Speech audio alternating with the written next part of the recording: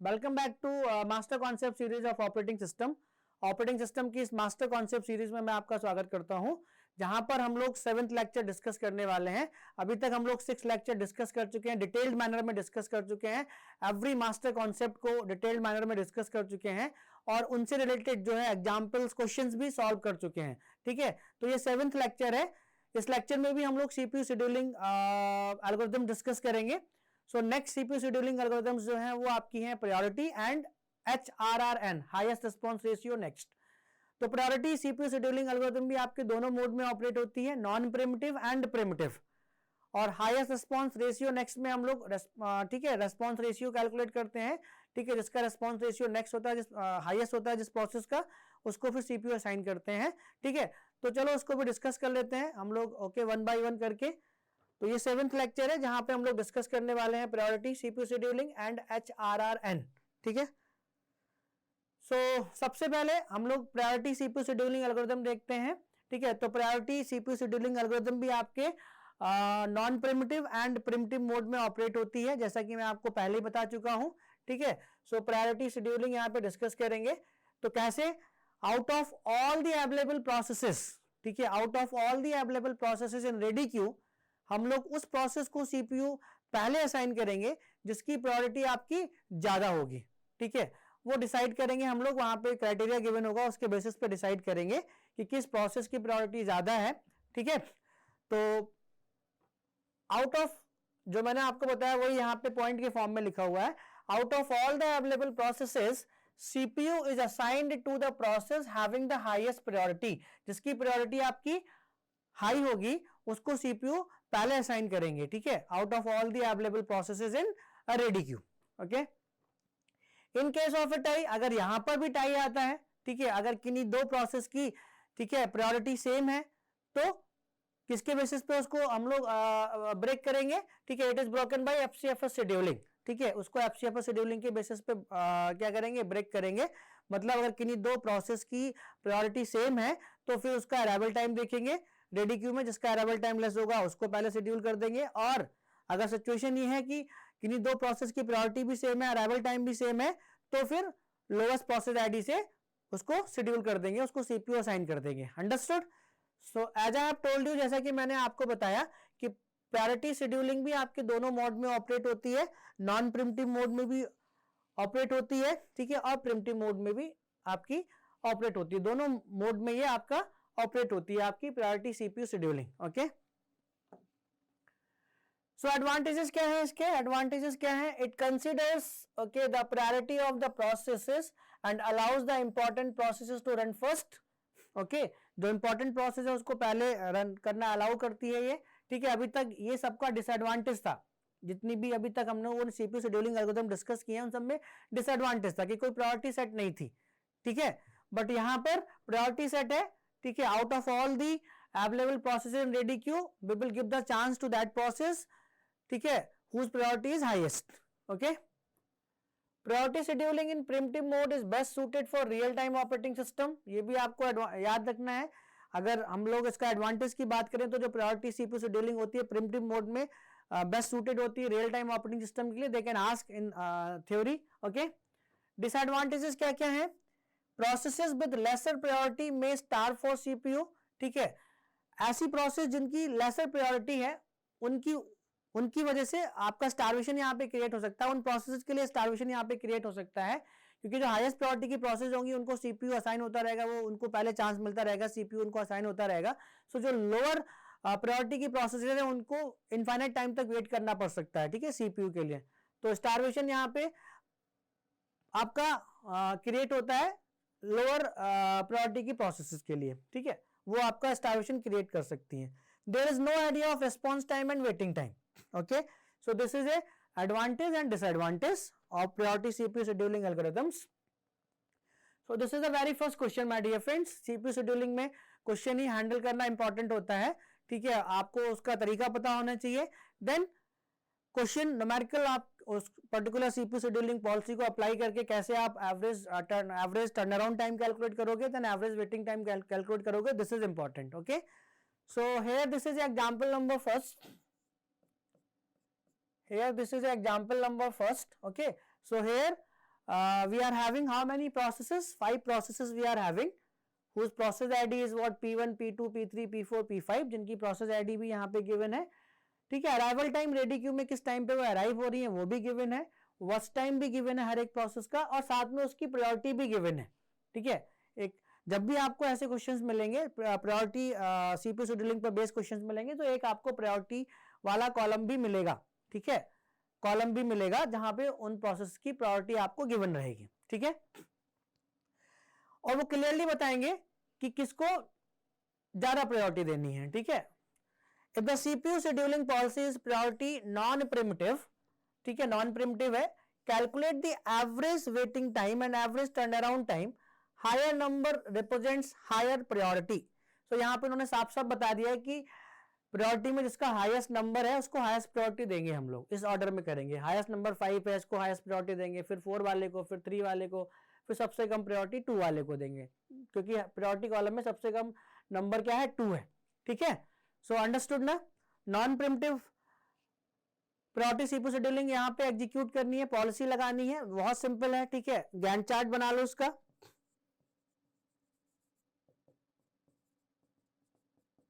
ठीक है, इसका गैंट चार्ट बना देते हैं यहाँ पे। तो कुछ नहीं है, अभी तक बहुत सारे डिस्कस कर चुके हैं, ठीक है। तो यहां पर हमारे पास सबसे पहले जो है सीपीयू में, ठीक है, एट टाइम 0 पर सबसे पहले रेडी क्यू में आपकी अराइव हो रही है P1। क्या अराइव हो रही है? P1 अराइव हो रही है, ठीक है। एट टाइम 0 पर रेडी क्यू में P1 अराइव हो गई, ठीक है, P1 अराइव हो गई, तो ये नॉन प्रिमिटिव है ना, तो P1 अराइव हुई तो P1 को ही सीपीयू असाइन कर दिया जाएगा, क्योंकि और कुछ है ही नहीं कंपेयर करने के लिए। तो P1 अपने आप को पूरा एग्जीक्यूट करके ही बाहर आएगी, ठीक है। तो इसका वर्स्ट टाइम कितना है? 4 है, तो पूरा एग्जीक्यूट कर लेगी अपना 0 से 4। अंडरस्टूड? 0 से 4 पूरा एग्जीक्यूट कर लेगी। अब ये देखना है कि एट टाइम 4 तक रेडी क्यू में कौन कौन सी प्रोसेस अराइव कर गई एट टाइम 4 तक। तो देखो 4 तक सारी अराइव कर गई, P2 भी आ गई, P2 1 पे आ गई, P3 2 पे आ गई, P4 3 पे आ गई, P5 4 पे आ गई। तो एट टाइम 4 पर सब है, यहाँ पे P2 है, P3 है, P4 है एंड देन P5 है। चारों प्रोसेस आपके रेडी क्यू में है, ठीक है। So out of all available process in ready Q, ठीक है, किसको सीपीयू असाइन करना है वो डिसाइड करेंगे आपके प्रायोरिटी से, ठीक है। तो यहां पे देखो प्रायोरिटी किसकी ज्यादा है? P4 और P5 दोनों को 5-5 नंबर है, तो जिसका हाईएस्ट नंबर होगा उसको हाईएस्ट प्रायोरिटी देनी पड़ेगी। तो यहाँ पे टाई आ गया ना, इन दोनों में टाई आ गया, ठीक है, इन दोनों में टाई आ गया, दोनों की सेम प्रायोरिटी है, दोनों की हाईएस्ट प्रायोरिटी है। तो टाई आ गया तो किसके बेसिस पे क्या ब्रेक करेंगे? एफसीएफएस के बेसिस पे, मतलब जो प्रोसेस रेडी क्यू में पहले अराइव की है उसको पहले शेड्यूल कर देंगे। तो कौन सी पहले अराइव की है? P4 पहले अराइव की है एट टाइम 3 पर, तो P4 को यहाँ पे शेड्यूल कर दो, और इसका वर्स्ट टाइम कितना है? 5, पूरा एग्जीक्यूट कर दो क्योंकि नॉन प्रिमिटिव नेचर है। तो 4 और 5 9, ठीक है, 4 और 5 9, तो P4 खत्म हो गई। देन P4 के बाद फिर P5 को शेड्यूल कर दोगे, फिर उसका जो प्रायोरिटी है वो हाईएस्ट है। तो 9 और 5 कितना? 9, और इसका वर्स्ट टाइम कितना है? 2 है, तो 9 और 2 कितना हो गया? 11 हो गया, तो P5 भी खत्म हो गया। देन P2 P3 बचा, ठीक है, P1 तो पहले ही खत्म हो गया था, P4 P5, देन आपका P2 बचा और P3 बचा। तो P2 P3 में से किसका जो है प्रायोरिटी ज्यादा है? P3 की ज्यादा है, हाईएस्ट नंबर को हाईएस्ट प्रायोरिटी देनी है, ठीक है। तो P3 को यहाँ शेड्यूल कर दो, और इसका वर्स्ट टाइम पूरा का पूरा कितना है? 2 है, सॉरी वर्स्ट टाइम इसका कितना है? 1 है, तो 12। तो मेरा P3 भी खत्म हो गया। सबसे लास्ट में P2 को असाइन कर दो सीपीयू, और इसका वर्स्ट टाइम कितना है? 3 है, तो 12 और 3 कितना हो जाएगा? 15 हो जाएगा। 12 और 3 कितना हो जाएगा? 15 हो जाएगा। तो ये तो गैंट चार्ट बन गया इसका, ठीक है, गैंट चार्ट बन गया priority non primitive CPU scheduling का। तो यहाँ पे कंप्लीशन टाइम लिख दो फटाफट, P1 का, P2 का, P3 का, P4 का, P5 का, ठीक है, सबका कंप्लीशन टाइम लिख दो, ठीक है। तो P1 P3 का कितना था भाई? P3 का 1 था, तो 12 चला, ठीक है। P1 का कितना था? यहाँ पे चेक कर लेते हैं, 4। P4 का 5 था, 9, ठीक है। P5 का 2 था, 11। P3 का 1 था, ओके, 12, एंड P2 का सबसे लास्ट में 3 था, 12 3 15, ठीक है। गैंट चार्ट ठीक है। कंप्लीशन टाइम देख लो भाई, P1 का कितना है? 4 है, P2 का कितना है? 15 है कंप्लीशन टाइम, P3 का कितना है? 12 है कंप्लीशन टाइम, ठीक है। P3 का कितना है? 12 है, P4 का देखो यहाँ पे कितना है कंप्लीशन टाइम 9 है, एंड देन P5 का कंप्लीशन टाइम कितना है 11 है, कितना है 11 है, तो ये तो कंप्लीशन टाइम निकल आया, ठीक है। अब यहाँ पे TAT निकाल दो, टर्न अराउंड टाइम निकाल दो फटाफट, टर्न अराउंड टाइम निकाल दो, ठीक है, टर्न अराउंड टाइम निकाल दो। टर्न अराउंड टाइम क्या होता है CT माइनस AT, ठीक है, 4 माइनस 0 कितना हो गया 4, 15 माइनस 1 कितना हो गया 14, 15 माइनस 1 कितना हो गया 14, 12 माइनस 2 कितना हो गया 10, 9 माइनस 3 कितना हो गया 6, एंड 11 माइनस 4 कितना हो गया 7, ठीक है। तो ये हो गया आपका TAT। WT निकाल दो यहाँ पे फटाफट, वेटिंग टाइम निकाल दो। सो TAT माइनस BT होता है, सो 4 minus 4 how much 0,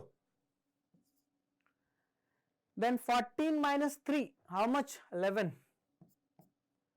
then 10 minus 1 how much 9, then 6 minus 5 how much 1, and then 7 minus 2 how much 5।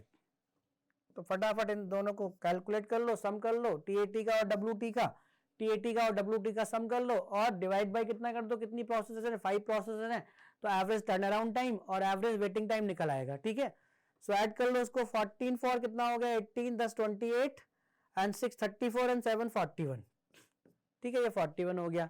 इसको ऐड कर लो 20 21 एंड 26, ये आपका 26 हो गया। So average turn around time निकाल दो यहाँ पे, बहुत सिंपल है, 41 डिवाइड बाई 5, 5 8 जा 40 एंड 5 2 जा 10, एवरेज वेटिंग टाइम कितना हो जाएगा, वो कितना है 26 divide by how much 5, okay, 5 5 जा 25 एंड 5 2 जा 10, सो 8.2 average turn around time and 5.2 average waiting time. Understood कि कैसे डील करना है, ठीक है। वो आपको एक प्रायोरिटी कॉलम देंगे और बताएंगे भी कि हाईएस्ट नंबर को हाईएस्ट प्रायोरिटी देनी है कि लोएस्ट नंबर को हाईएस्ट प्रायोरिटी देनी है, उसके बेसिस पे आप प्रायोरिटी देके अपना गैंट चार्ट बना दो, ठीक है। अंडरस्टूड, ये तो नॉन प्रिमिटिव मोड था प्रायोरिटी का। नेक्स्ट क्वेश्चन जो हम लोग यहाँ पे डील करने वाले हैं वो प्रिमिटिव मोड ले लेंगे, ठीक है, और फिर डिस्कस करेंगे, ठीक है। तो ये भी आपकी इंपॉर्टेंट है, प्रायोरिटी वाला आपका क्या है इंपॉर्टेंट है, ठीक है, मैं पहले बता चुका हूं आपका, ये भी आपका क्या है इंपॉर्टेंट है, प्रायोरिटी भी इंपॉर्टेंट है, प्रायोरिटी, ठीक है, SRTF और राउंड रॉबिन, ठीक है, ये इंपॉर्टेंट है आपकी, ठीक है। सो ये एग्जांपल नंबर 2 है, ठीक है, ये एग्जांपल नंबर आपका 2 है, ठीक है। तो यहाँ पे कितनी प्रोसेसेस है हमारे पास, 5 प्रोसेसेस हैं, अराइवल टाइम इनका गिवन है, वर्स्ट टाइम इनका गिवन है और प्रायोरिटी इनकी गिवन है, ठीक है। सेम क्वेश्चन है बट यहाँ पे पॉलिसी जो यूज कर रहे हैं वो प्रायोरिटी प्रिमिटिव पॉलिसी यूज कर रहे हैं बस। If the CPU scheduling policy is priority preemptive, calculate the average waiting time and average turn around time, और यहाँ पे वही दे रखा higher number represents higher priority. तो वही जो पिछले वाले क्वेश्चन में था कि हायर नंबर को हायर प्रायोरिटी देकर देनी है और CPU असाइन करना है, तो यहाँ पर भी हायर नंबर को हायर प्रायोरिटी देनी है। जितनी भी प्रोसेसेस आपके रेडी क्यू में अवेलेबल है उनमें हायर नंबर, जिसकी हायर प्रायोरिटी नंबर है उसको हायर प्रायोरिटी देनी है, ठीक है, इसके अकॉर्डिंग, ठीक है। तो यहाँ पे लेकिन प्रायोरिटी जो यूज कर रहे हैं वो नॉन प्रिमिटिव, सॉरी प्रिमिटिव वाला यूज कर रहे हैं, ठीक है। तो यहाँ पे देख लेंगे हम लोग। तो यहाँ पे सबसे पहले गैंट चार्ट बना लेते हैं, अब तक बहुत सारे क्वेश्चन कर चुके हैं, ठीक है, गैंट चार्ट बना लेते हैं, ठीक है, गैंट चार्ट बना लेते हैं। सो एट टाइम 1 पे आपका जो है रेडी क्यू में P1 है, एट टाइम 0 पर रेडी क्यू में P1 है, तो P1 को यहाँ शेड्यूल तो कर देंगे, CPU असाइन तो कर देंगे, लेकिन 1 यूनिट तक ही चलाएंगे, ठीक है। अब ये प्रिमिटिव मोड है, 1 यूनिट तक ही चलाएंगे, 0 से 1 ही चलाएंगे P1 को, ठीक है, 0 से 1 ही चलाएंगे। तो कितना बच जाएगा भाई, ये बच जाएगा आपका 3, कितना बच जाएगा, यह बच जाएगा 3। सो एट टाइम 1 पर रेडी क्यू में आपका बात देखो यहाँ पे P1 है और P2 भी अराइव कर गई, P1 है और P2 भी अराइव कर गई, तो अब 2 है यहाँ पर। तो P1 P2 में देखो किसकी प्रायोरिटी ज्यादा है, किसको प्रायोरिटी देनी है, किसको पहले CPU असाइन करना है, तो हाईएस्ट नंबर को हाईएस्ट प्रायोरिटी देनी है। सो P1 की प्रायोरिटी का नंबर 2 है और P2 की प्रायोरिटी का नंबर 3 है, तो P2 को ज्यादा प्रायोरिटी देनी है, तो P2 को शेड्यूल कर दो। और कहां तक P2 चलेगा, 1 यूनिट ही चलेगा, क्योंकि एट टाइम 2 पर रेडी क्यू में P3 भी आ जा रही है, तो इसको भी 1 यूनिट चला दो, तो कितना बचेगा, ये 2। तो एट टाइम 2 पर रेडी क्यू में P1 भी है, P2 भी है और आपका P3 भी आ गई और आपकी P3 भी आ गई, ठीक है। तो ये मेरा 1 से 2 चल गया, P3 3 भी आ गई। So out of all available processes in ready Q P1 P2 P3 किसको पहले CPU असाइन करना है वो देखेंगे प्रायोरिटी कॉलम से कि किसको हाईएस्ट प्रायोरिटी देनी है। तो देखो P3 का हाईएस्ट नंबर है यहाँ पे आउट ऑफ ऑल 3, तो P3 को ज्यादा प्रायोरिटी देनी है। सो P3 यहाँ पे शेड्यूल कर दो, लेकिन ये भी एक ही यूनिट चलेगा क्योंकि एट टाइम 3 पे P4 भी आ रहा है रेडी क्यू में। एक यूनिट इसको भी चला दिया मैंने, तो इसका वस्ट टाइम भैया एक ही था, तो ये तो हो गई कंप्लीट, इसको ज्यादा कुछ करना नहीं, ये मेरी हो गई कंप्लीट हो गई, ये मेरी क्या हो गई कंप्लीट हो गई। ठीक है, सो एट टाइम 3 पर रेडी क्यू में P4 भी आ गई, तो भैया P3 तो आपकी क्या हो गई कंप्लीट हो गई, तो यहाँ पे P1 बची, P2 बची और P4 भी आ गई। ठीक है, एट टाइम 3 पे रेडी क्यू में, तो out of P1 P2 P4 तो ये तो हो गई complete. Out of P1 P2 P4 किसको हाईएस्ट प्रायोरिटी देनी है P4 को, किसको देनी है P4 को, P4 को हाईएस्ट प्रायोरिटी देनी है, लेकिन एक ही यूनिट चलाना है क्योंकि एट टाइम 4 पे P5 भी आ रही है रेडी क्यू में, ये ध्यान रखना है, ये प्रिमिटिव मोड है, तो इसको एक यूनिट चलाएंगे तो कितना बचेगा ये आपका 4। ठीक है, और अभी रेडी क्यू में P5 भी आ गई, तो एट टाइम 4 पे रेडी क्यू में P1 है, P2 है, P4 है और P5 है, तो ये सारी की सारी प्रोसेस आपके रेडी क्यू में अराइव कर गई। तो अब इसको प्रायोरिटी नॉन प्रिमिटिव के हिसाब से कर डालेंगे, तो इन चारों में से किसको हाईएस्ट प्रायोरिटी देनी है P1 P2 P4 P5 में से।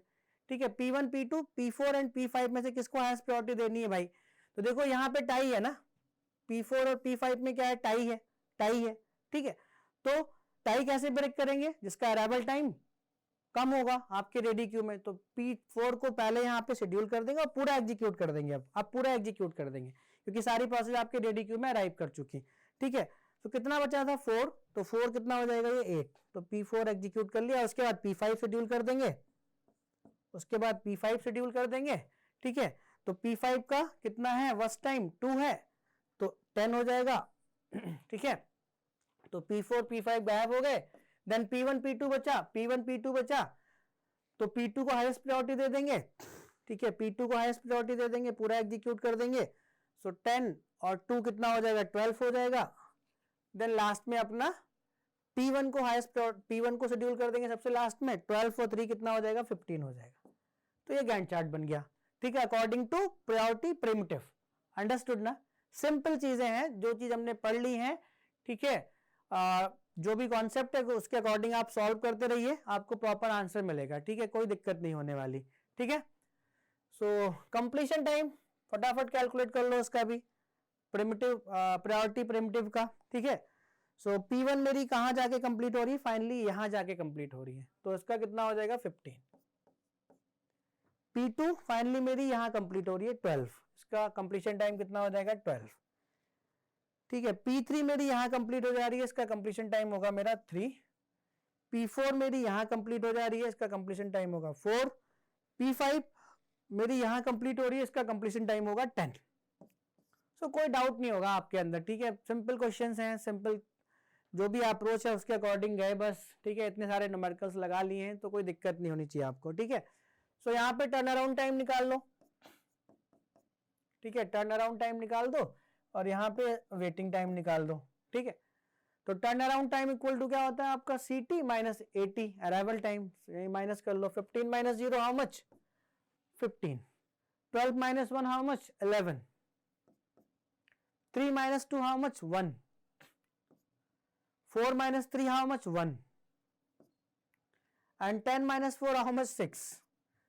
सो WT कैसे निकालते हैं, TAT माइनस BT करके निकालते हैं, TAT minus BT। 15 minus 4 how much 11, 11 minus 3 how much 8, 1 minus 1 how much 0। ठीक है,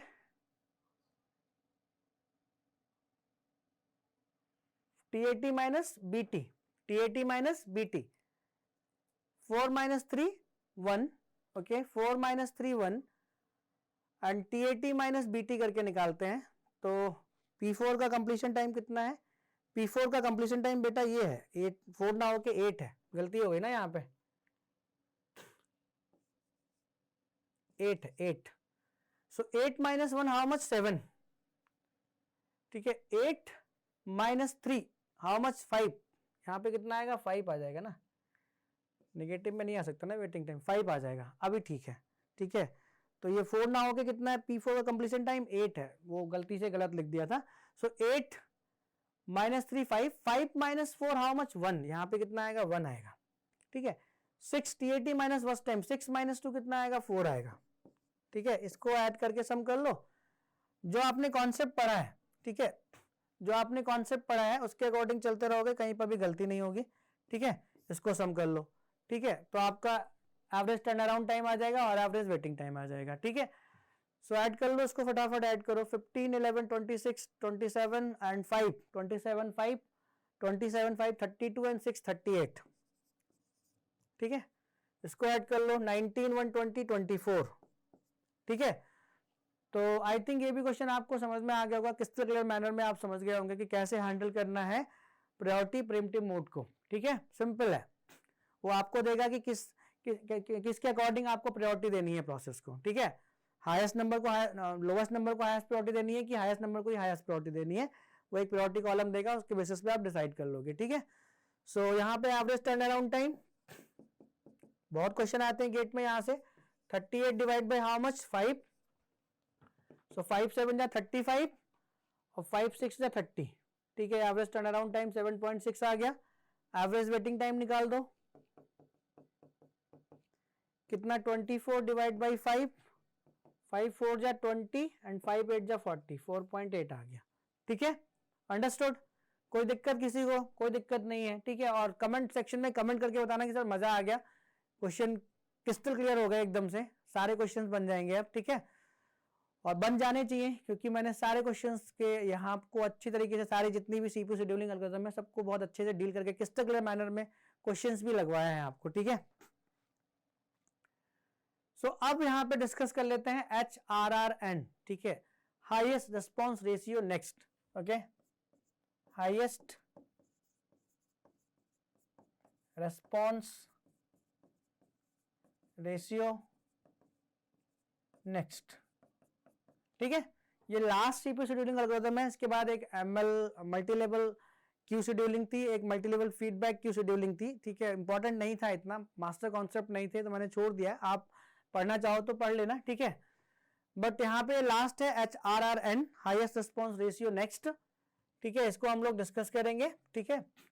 सो HRRN में हम लोग हर एक प्रोसेस के लिए क्या करते हैं, रिस्पॉन्स रेशियो कैलकुलेट करते हैं, और जिस प्रोसेस का out of all available processes in ready Q जिसका रिस्पॉन्स रेशियो क्या होता है, हाईएस्ट होता है, उसको सीपीयू पहले असाइन कर देते हैं, सिंपल है कहानी, ठीक है। सो इन HRRN scheduling, out of all the available processes, CPU is assigned to the process having highest response ratio. किसको असाइन करेंगे CPU, जिसका हाईएस्ट रिस्पॉन्स रेशियो होगा, ठीक है। इन केस ऑफ ए टाई, अगर टाई आता है तो यहां पर भी वही तरीका है आपका, अगर किन्हीं दो प्रोसेस का रिस्पॉन्स रेशियो क्या है, सेम है, ठीक है, तो फिर वही तरीका है, FCFS से उसको ब्रेक करेंगे, it is broken by FCFS scheduling. It operates only non primitive mode, इसका एक ही मोड होता है नॉन प्रिमिटिव, ठीक है।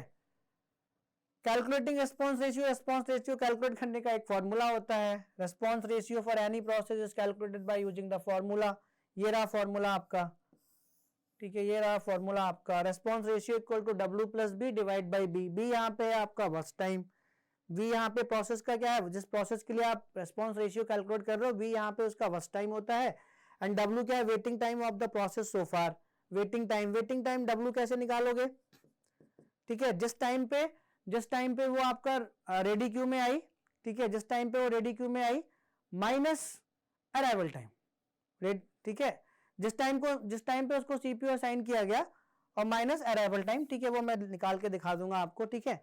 Waiting time of the process so far, W कैसे निकालते हैं वो अभी हम डिस्कस करेंगे क्वेश्चंस के थ्रू, ठीक है, नो नीड टू वरी। तो ये फॉर्मूला होता है। एडवांटेजेस क्या है इसके, it performs better than SGF scheduling, SGF scheduling से बेटर परफॉर्म करती है HRRN, okay. It not only favours the shorter job but also limits the waiting time of longer job, ठीक है, सिर्फ शॉर्टर जॉब का ही फेवर नहीं करती, but जो आपका जो लॉन्गर जॉब होती है ना, ठीक है, उनको भी इक्वल चांस देती है, वेटिंग टाइम लिमिट कर देती है, फाइनाइट कर देती है, ठीक है। Disadvantages, it cannot be implemented practically, this is because worst time of the processes can not be known in the advance. Practically इसको भी हम लोग इंप्लीमेंट नहीं कर सकते क्योंकि किसी भी प्रोसेस का जो वर्स्ट टाइम होता है वो एडवांस में हमें पता नहीं होता है, ठीक है। सो ये कुछ एडवांटेज और डिसएडवांटेजेस हैं।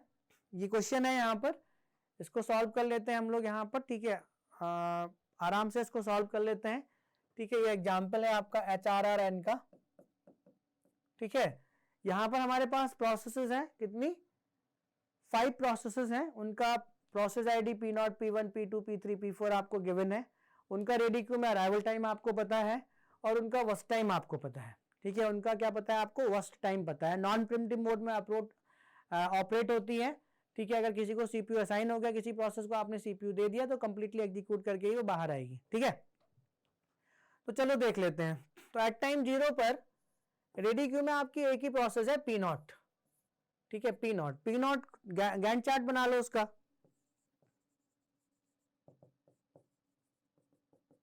गैंट चार्ट बना लो उसका यहाँ पे, ठीक है।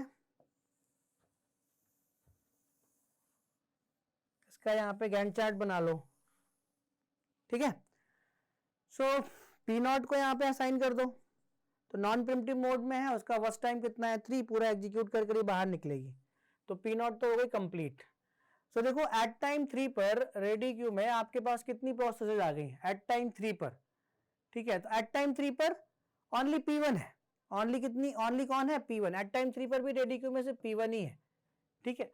तो P1 को शेड्यूल P1 को दे दो, ठीक है। P1 को CPU असाइन कर देंगे, कुछ है ही नहीं कंपेयर करने के लिए, हायर रिस्पॉन्स रेशियो कंपेयर करने के लिए कुछ है ही नहीं, सिर्फ एक ही प्रोसेस है एट टाइम 3 पर जो P1 है, P1 को दे दो। तो 3 और 6 कितना हो जाएगा 9। तो देखो एट टाइम 9 पर, ठीक है, रेडी क्यू में कौन कौन सी प्रोसेसेस हैं, देखो P2 आ जाएगी, P3 आ जाएगी एंड P4। P1 भी कंप्लीट हो गई, P2, P3, P4 है, P2, P3 और P4 है एट टाइम 9 पर। तो कैसे डिसाइड करेंगे किसको CPU असाइन करना है, हाईएस्ट और रेस्पॉन्स रेशियो कैलकुलेट करेंगे एट टाइम 9 पर हर एक प्रोसेस का, ठीक है। सो P2 का रेस्पॉन्स रेशियो कैलकुलेट कर लो, ठीक है। P2 का रेस्पॉन्स रेशियो कैलकुलेट करो P2 का। तो कैसे कैलकुलेट करेंगे, 9 माइनस P2 का अराइवल टाइम कितना -4, ठीक है। तो कितना उसने 100 बार वेट किया, W निकल आएगा, plus worst time 4 divide by 4। समझ में आ रहा है, सिंपल है। 9 माइनस 4 एट टाइम 9 पे P2, P3, P4 है। तो 9 माइनस उसका अराइवल टाइम कितना था रेडी क्यू में 4, तो कितना उसने वेट किया सो फार वो पता चल जाएगा 9 माइनस 4 करके, प्लस वर्स्ट टाइम कितना है P2 का 4 है and divide by B worst time 4। तो आई थिंक समझ में आ गया होगा। 9 माइनस 4 कितना हो जाएगा 5 प्लस 4 9, 9 डिवाइड बाई 4, 4 2 जा 8, ओके, एंड 1 इज देयर, 4 2 जा 8 एंड 4 5 जा 20, 2.25। रेस्पॉन्स रेशियो निकाल लो किसके लिए, P3 के लिए। तो P3 के लिए कैसे निकालोगे, 9 माइनस इसका अराइवल टाइम कितना है 6 है, तो 6 प्लस इसका वर्स्ट टाइम कितना है, P3 का वर्स्ट टाइम कितना है 5 डिवाइड बाई 5, कितना हो जाएगा ये 9 माइनस 6 कितना हो जाएगा 3, 3 plus 8 sorry 3 plus 5 8 divide by 5, तो कितना हो जाएगा ये 5 1 जा 5, 5 1 जा 5 एंड 5 6 जा 30, 1.6। रेस्पॉन्स रेशियो निकाल दो किसके लिए, P4 के लिए। तो कितना हो जाएगा 9 माइनस 8, ठीक है, 9 माइनस 8 प्लस इसका वर्स्ट टाइम कितना है 2 एंड डिवाइड बाई 2, कितना हो जाएगा ये आपका 9 minus 8 1, 1 plus 2, 1 plus 2 3, 3 divide by 2 कितना हो जाएगा 1.5। तो इन तीनों में से जो रेस्पॉन्स रेशियो है वो हाईएस्ट किसका है, P2 का है। तो P2 को असाइन कर दो भाई CPU, सिंपल, P2 को असाइन कर दो। सो P2 का वर्स्ट टाइम कितना है 4 है, सो 9 प्लस 4 कितना हो जाएगा 13। तो P2 भी मेरा गायब हो गया। तो अभी एट टाइम 13 पर रेडी क्यू में P3 है और P4 है। तो एट टाइम 13 पर इनका रेस्पॉन्स रेशियो कैलकुलेट कर लो P3 का और P4 का, तो जिसका हाईएस्ट होगा उसको असाइन कर देना, ठीक है। सो देख लेते हैं, तो रेस्पॉन्स रेशियो निकालते हैं P3 का एट टाइम 13 पर। सो 13 माइनस अराइवल टाइम P3 का कितना है 6 प्लस वर्स्ट टाइम कितना है इसका 5 डिवाइड बाई 5, ठीक है, 13 minus 6 plus 5 and divide by 5 कितना हो जाएगा, 13 माइनस 6 कितना, 7 प्लस 5 12 बाई 5, सो 5 2 जा 10 एंड 5 4 जा 20, 2.4 एंड रेस्पॉन्स रेशियो निकाल दो P4 के लिए एट टाइम 13 पर। 13 माइनस अराइवल टाइम कितना है 8 प्लस 2 डिवाइड बाई 2 कितना हो जाएगा ये, 13 minus 8 5 plus 7, 5 plus 2 7, 7 divide by 2 कितना हो जाएगा 3.5। तो आउट ऑफ P3 P4 किसका रेस्पॉन्स रेशियो हाईएस्ट है एट टाइम 13 पर, P4 का। तो P4 को शेड्यूल कर देंगे यहां पे, पहले P4 को शेड्यूल कर देंगे। इसका वर्स्ट टाइम है 2, 13 और 2 कितना हो जाएगा 15, ठीक है 15। फिर तो एक ही बचेगी आपकी P3, तो P3 को शेड्यूल कर दो और 15 और प्लस 5 कितना हो जाएगा 20, ठीक है। तो आई थिंक समझ में आ गया होगा, ठीक है। अब एट टाइम 15 पर तो रेडिको में एक ही बचेगी ना आपकी, कौन सी, P3, तो P3 को अपना शेड्यूल कर दो, ठीक है, P3 को अपना शेड्यूल कर दो, ठीक है। अब तो ये रहा इसका गैंट चार्ट, ठीक है। एट टाइम 9 पे 3 प्रोसेस थी, तीनों का रेस्पॉन्स रेशियो निकाल लिया फॉर्मूले से, जिसका हाईएस्ट था उसको शेड्यूल कर दिया। फिर इतने टाइम पे 2 प्रोसेस बची, इन दोनों का रेस्पॉन्स रेशियो निकाल लिया, जिसका हाईएस्ट P4 का हाईएस्ट था उसको पहले शेड्यूल कर दिया। फिर उसका एक ही प्रोसेस बची थी P3, उसका लोवेस्ट था, उसको बाद में शेड्यूल कर दिया, ठीक है। सो आई थिंक आपको समझ में आ गया होगा कि किस तरीके से हमें HRRN के थ्रू क्वेश्चन सॉल्व करने हैं। सो कंप्लीशन टाइम निकाल लो बेटा यहाँ पे फटाफट, ठीक है। कंप्लीशन टाइम ऑफ P0 कितना है 3 है, P1 कितना है 9 है, P2 कितना है 13 है, P3 कितना है 20 है, P3 कितना है 20 है एंड P4 कितना है 15 है। तो ये तो कंप्लीशन टाइम आ गया। यहीं पे आप TAT निकाल दो और यहीं पे WT भी निकाल दो, ठीक है, दोनों निकाल दो यहीं पे, ठीक है। सो TAT कैसे निकालते हैं, CT माइनस AT करके निकालते हैं। तो 3 माइनस 0 कितना हो जाएगा 3, 9 माइनस 2 कितना हो जाएगा 7, 13 माइनस 4 कितना हो जाएगा 9, 20 माइनस 6 कितना हो जाएगा 14 एंड 15 माइनस 8 कितना हो जाएगा, 15 माइनस 8 7, 15 माइनस 8 कितना हो जाएगा 7, ठीक है। WT कैसे कैलकुलेट करोगे, TAT माइनस BT करके। सो 3 माइनस 3 कितना हो जाएगा 0, 7 माइनस 6 कितना हो जाएगा 1, 9 माइनस 4 कितना हो जाएगा 5, ओके, 14 माइनस 5 कितना हो जाएगा 9, ओके, 7 माइनस 2 कितना हो जाएगा 5। तो ऐड कर लो और सॉल्व कर दो, ठीक है। सो इस पूरे को नहीं, TAT नहीं ऐड करते हैं, TAT नहीं ऐड करेंगे, ठीक है।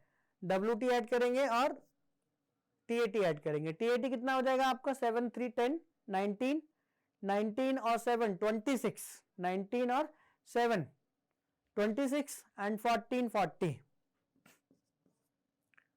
और ये कितना हो जाएगा 5 1 6 9 और 6 15 5 20, ठीक है। So average turn around time कितना हो गया 14 डिवाइड बाई 5 कितना हो जाएगा 8, 14 डिवाइड बाई 5 कितना हो जाएगा 8 और एवरेज वेटिंग टाइम कितना हो गया 20 डिवाइड बाई 5 कितना हो जाएगा 4। सो आई थिंक आपको ये भी समझ में आ गया होगा कि HRRN कैसे कैलकुलेट करते हैं और HRRN में एवरेज टर्न अराउंड टाइम कैसे कैलकुलेट करते हैं एंड एवरेज वेटिंग टाइम कैसे कैलकुलेट करते हैं। अंडरस्टूड। सो ये सारे क्वेश्चंस को हमने अच्छे से डिस्कस कर लिया यहाँ पे 1 बाय 1 करके, ठीक है, 1 बाय 1 करके डिस्कस कर लिया।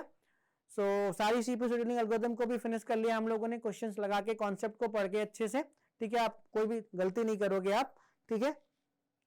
तो यहाँ पे एक ही एग्जाम्पल लिया था मैंने HRRN का, ठीक है। अगर आपको यहाँ से क्वेश्चन मिलते नहीं गेट में, बट अगर आपको मिल जाए तो इस तरीके से आपको डील कर लेना है, ठीक है।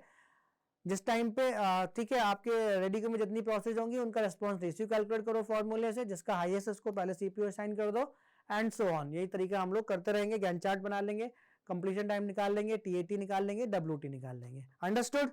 तो अभी तक हम लोगों ने पूरी की पूरी CPU शेड्यूलिंग डिस्कस कर ली। यहाँ पे सिर्फ 2 छोड़ी हम लोगों ने, MLQ multi level queue scheduling and multi level feedback queue scheduling ज्यादा इंपॉर्टेंट नहीं थी, थ्योरेटिकल कॉन्सेप्ट है, पढ़ लेना, ठीक है, आपको मिल जाएगा, कभी भी यहां से क्वेश्चन नहीं बना, ठीक है, तो वो आपको मिल जाएगा, थ्योरेटिकल कॉन्सेप्ट था। तो बाकी की जितनी भी इंपॉर्टेंट वन थी वो सब हमने डिस्कस की विद क्वेश्चंस, विद एग्जांपल्स, ठीक है, एग्जांपल्स के थ्रू उनको लगाया, सॉल्व किया, ठीक है, क्रिस्टल क्लियर कॉन्सेप्ट लिया हम लोगों ने, ठीक है। तो यहाँ पे इंट्रोडक्शन डिस्कस, अभी तक हम लोगों ने 2 लेक्चर्स में इंट्रोडक्शन डिस्कस किया, और यहाँ पे जो है क्वेश्चंस भी डिस्कस किए हम लोगों ने, ठीक है। उसके बाद फिर हम लोगों ने 3 और 4 में, ठीक है, प्रोसेस मैनेजमेंट चैप्टर डिस्कस किया, जहां पे program versus process, PCB, state transition diagram और पीवाईक्यूज किए। 6 लेक्चर में हम लोगों ने एफसीएफएस और एसडीएफ किया, दोनों मोड डिस्कस किए, नॉन प्रिमिटिव और प्रिमिटिव, नॉन प्रिमिटिव और प्रिमिटिव मोड दोनों डिस्कस किए हम लोगों ने, ठीक है। प्रिमिटिव को हम लोग कहते हैं SRTF, shortest remaining time first, questions भी लगाए, पीवाईक्यूज भी किए, यहां तक थोड़ा रिवीजन करा देता हूं, पीवाईक्यूज भी किए, ठीक है। उसके बाद हम लोगों ने 7th लेक्चर में सीपीयू शेड्यूलिंग चैप्टर डिस्कस किया, जहां पे एलजेएफ के दोनों मोड डिस्कस किए, राउंड रॉबिन डिस्कस की, और क्वेश्चंस भी लगाए, पीवाईक्यूज भी किए हम लोगों ने, ठीक है, पीवाईक्यूज भी डिस्कस किए, सिमिलर टाइप और प्रॉब्लम्स जो हमने डिस्कस किए, एग्जांपल डिस्कस किए, उनके थ्रू इन दोनों को डिस्कस किया। 7th लेक्चर में भी हम लोगों ने सीपीयू शेड्यूलिंग कंटिन्यू किया, प्रायोरिटी के दोनों मोड डिस्कस किए, non preemptive and preemptive, then HRRN discuss किया, हाईएस्ट रिस्पांस रेशियो नेक्स्ट, ठीक है, इसको भी डिटेल में डिस्कस किया, ठीक है। देन 8th लेक्चर में अब हम लोग डिस्कस करने वाले हैं थ्रेड, ओके, यहाँ पे दोनों डिस्कस करेंगे, thread and multi level thread, ठीक है, दोनों में डिफरेंस क्या है, ठीक है, इनको हम लोग यहाँ अच्छे से डिस्कस करेंगे, और इस पर भी बेस्ड जितने भी पीवाईक्यूज होंगे उनको भी डिस्कस करेंगे, एंड सो ऑन। फिर हम लोग 9th 10th सिंक्रोनाइजेशन आपके लिए इंपॉर्टेंट है, 11 12 एंड 13 5 लेक्चर में सिर्फ प्रोसेस सिंक्रोनाइजेशन डिस्कस करेंगे, इंपॉर्टेंट कॉन्सेप्ट है, डिफिकल्ट लगता है बच्चे को, इसलिए मैंने 5 लेक्चर्स यहाँ पे लिए हैं। अगर आपको पूरी ऑपरेटिंग सिस्टम में प्रोसेस सिंक्रोनाइजेशन समझ में आ गया, देन आपके लिए ऑपरेटिंग सिस्टम कुछ नहीं है, सिंपल है, ठीक है। देन फिर आपका डेडलॉक 2 लेक्चर में मैंने डिस्कस किया यहाँ पे, ठीक है, बैंकर्स एल्गोरिथम वगैरह डिस्कस करेंगे। देन 3 लेक्चर्स में मैंने मेमोरी मैनेजमेंट डिस्कस किया आपके साथ में, देन 19th में आपका डिवाइस मैनेजमेंट, एंड 20 में least important file management and types of file management, ये डिस्कस करेंगे। तो सारे मास्टर कॉन्सेप्ट जो है इन 20 लेक्चर्स में हम लोग डिस्कस करने वाले हैं ऑपरेटिंग सिस्टम की इस मास्टर कॉन्सेप्ट सीरीज में। अगर आप एंजॉय कर रहे हैं डेफिनेटली अपने फ्रेंड्स के साथ भी शेयर करिए, ठीक है, और उनको बताइए कि Pankaj Mishra sir operating system ले रहे हैं आईएएस प्लेटफॉर्म पर, आईएएस के यूट्यूब चैनल पर, ठीक है, मास्टर कॉन्सेप्ट सीरीज में, ओके।